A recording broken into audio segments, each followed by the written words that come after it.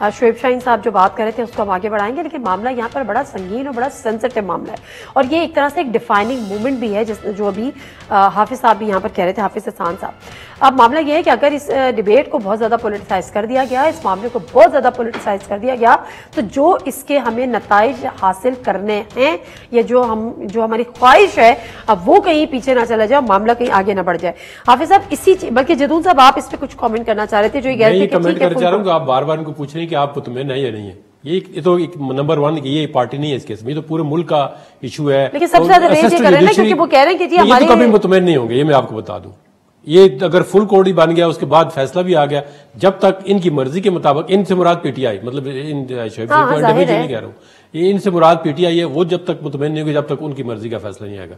लेकिन अभी मैं वैसे मदर के साथ शोएब शाहीन साहब कह रहे हैं कठपुतली है, कोर कमांडर हाउस में जाके मीटिंग कर रहे हैं कैबिनेट की, या फिर सुना है ना अभी उनको, मतलब केपी में 3 दिन से वो कह रहे थे कि मुलाकात की है ना, नहीं क्यों मुलाकात की वहां पे कोर कमांडर हाउस में जाके, वो कैबिनेट मीटिंग वहां पे होती है कोर कमांडर हाउस में। अब उसको रंग ये दे रहे हैं कि हमने इफ्तारी की है और उस नेशनल सिक्योरिटी का इशू है। हम तो ये कहते हैं आपको इशारा किया तो आप 2 मिनट में पहुंच जाएंगे वहां पे, जिसको आज कह रहे हैं। और अगर ये चीज पीएमएलएन करती है, पीपल्स पार्टी, ये कहते हैं, ये क्या करते हैं? हम तो कहते हैं, हम तो बात करते हैं, हम कहते हैं कोई भी जो है कठपुतली भी नहीं होना चाहिए, कोई जो है जो आपके अंदर कॉन्स्टिट्यूशन के अंदर या लॉ के अंदर चीज उसे डेविएट करें। आप देखिए ना, आप ये बड़ा इंटरेस्टिंग इन्होंने बात बताई, मैं आपकी तरफ आती हूं। एक बंदे को नीचा करने के लिए आप खुद भी अगर वही काम करते हैं तो फिर तो आपका कोई क्रेडिट नहीं है।